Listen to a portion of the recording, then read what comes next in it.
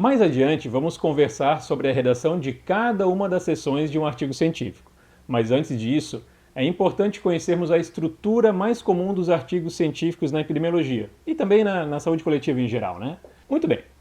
Primeiramente, devemos reconhecer que existem diferentes tipos de artigos científicos. Os artigos completos de pesquisa original, com os quais nós estamos mais familiarizados, são os mais comuns e serão o foco dessa atividade nossa. Mas além desses, há os short reports, ou comunicações breves, geralmente utilizados para apresentar sucintamente novas evidências, informações ou reflexões que estão surgindo. Neste caso, mesmo que os resultados definitivos e mais completos de um estudo ainda não estejam disponíveis, pode ser relevante compartilhar esses dados preliminares. Existem também as cartas, geralmente enviadas à editoria científica para comentar sobre um artigo já publicado, e também temos editoriais, que são escritos pelos editores científicos ou por convidados. Já os artigos de opinião trazem reflexões teóricas ou discussões sobre práticas do campo, permitindo maior liberdade na estrutura nesse caso. E revistas também podem adotar outras formas de comunicação científica que acharem interessante. Mas, sem dúvida, a estrutura mais comum na construção de artigos científicos na área da saúde é a chamada IMRD, que é uma sigla para Introdução, Métodos, Resultados e Discussão. Esse formato se tornou padrão na redação científica ao longo do século XX, especialmente na nossa área, na área da saúde.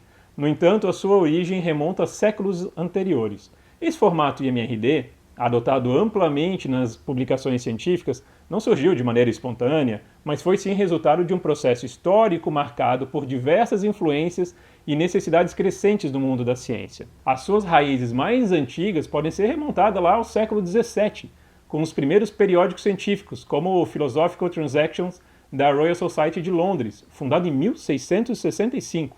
No entanto, ele começou a se tornar hegemônico mesmo durante o século XX. Antes da popularização do MRD, os artigos científicos eram frequentemente relatos narrativos, sem uma estrutura padrão definida. Essa flexibilidade permitia que os cientistas descrevessem suas descobertas de maneira mais livre, é verdade, mas também gerava diferenças que para muitos dificultavam a reprodutibilidade e a comparação entre estudos. A necessidade de um formato mais padronizado e estruturado começou a surgir com o crescimento do volume de publicações científicas e com a complexidade dos estudos. A ciência exige clareza, reprodutibilidade e comunicação eficiente, e o formato IMRD atende perfeitamente a essas necessidades na maioria dos casos, proporcionando assim uma estrutura lógica e sistemática para a apresentação das pesquisas científicas. Há um artigo bem interessante da Luciana Solassi e do Maurício Pereira, em que eles analisam alguns artigos de revistas como BMJ, Lancet, New England, e observam como, ao longo dos anos, os artigos publicados nessas revistas passaram a seguir essa estrutura IMRD. Já na década de 1980, quase 100% dos artigos em algumas dessas revistas seguiam esse formato. Em outras revistas atingiu-se um percentual próximo, ali de 80%, mas logo na sequência, em 85, já estava em 100%, algo muito próximo disso. Mas o que é essa IMRD? Nela temos uma introdução, na qual se apresentam informações gerais sobre o tema em estudo e se consolida o que já se sabe e também as lacunas de conhecimento sobre ele. Tudo para construir uma justificativa de por que você fez o estudo, por que ele é importante, por que deve ser publicado e lido. A introdução precisa estar baseada em uma boa revisão de literatura sobre o assunto e explicar como que o estudo vai ajudar a ampliar o conhecimento sobre o tema. Já os métodos devem sempre responder o que se fez e como se fez. Nos resultados, se descreve objetivamente o que se encontrou.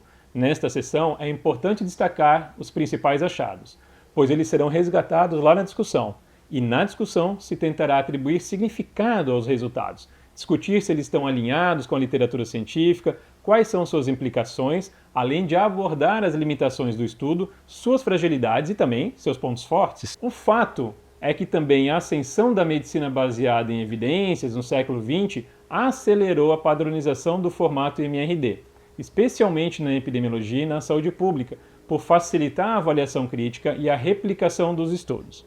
A adoção do MRD por importantes revistas da área consolidou sua utilização em diversas disciplinas, tornando o formato padrão para a comunicação de pesquisas científicas. A formalização desse formato foi impulsionada por diretrizes publicadas pelo American National Standards Institute em 72 e em 79, que desempenharam um papel crucial na padronização desse formato, especialmente lá nos Estados Unidos. Estas normas ajudaram a consolidar o MRD como um formato dominante para relatórios científicos e técnicos, sobretudo na área da saúde, na nossa área de atuação.